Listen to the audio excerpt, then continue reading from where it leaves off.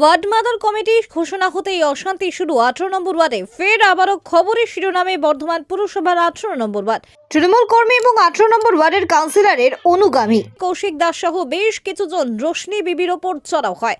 তার ছেলেকে মারধর করে এবং ছেলেকে বাঁচাতে গিয়ে মাকে মারধর করলো একদল দুষ্কৃতী। রোশনি বিবি বলেন, প্রত্যেকদিন ওই এলাকায় মদ্যপান করে মহিলাদেরকে অশ্লীল ভাষায় গালিগালাজ করা হয়।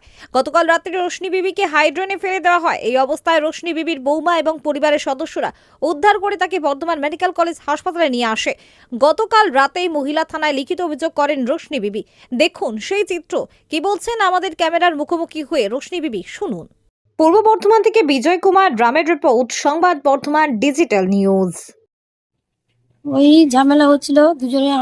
আমি তো ঘরে ছিলাম। তারপরে ঘুম থেকে উঠে এসে দেখি ওই অবস্থা, আমার শাশুড়ি ড্রেনে পড়ে আছে।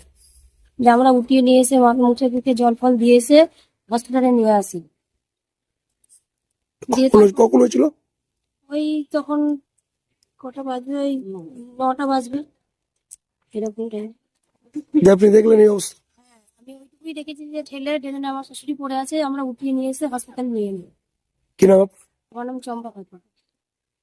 কি হয়েছিল? আমি দোকানে যাচ্ছিলাম, আমার ছেলে আর আমি। দিয়ে এরকম আমার ছেলেকে গালাগালি করে, মারধর করে আমাকে ড্রেনে মেরে ফেলে দিল। কি কৌশিক। কে কৌশিকটা কে? ও ওই প্রদীপ রহমানের ছেলে। কেন হঠাৎ করে আপনার থেকে ফেললো কেন? ফেললো কেন? ওদের একটা মানে ইয়ে আছে, কি রাগ আছে? আছে আমাদের উপরে, রাগ আছে, খার আছে আমার ছেলের উপরে।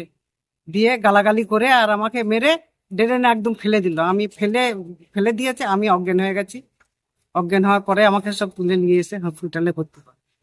কেন এমনি শাসন কেন? কেন এবার এটা আমি কি করে জানি? ওদের একটা খার আছে বলছি তো। যারা মহিলা, হ্যাঁ পুরুষ আপনাকে ঠেলে ফেলে দিল? হ্যাঁ, ঠেলে ফেলে দিল। সে কি মদ্যপ অবস্থায় ছিল? হ্যাঁ, ও মদ খেয়েছিল। মদ খাওয়ার পরে এরকম ঘটনা। প্রত্যেকদিন করে খিস্তি কামারি হ্যাঁ, করে? প্রত্যেক দিন ওইখানটায় যাবে, ওইখানটা গিয়ে আর ওইরকম খিস্তি খাবারই করবে।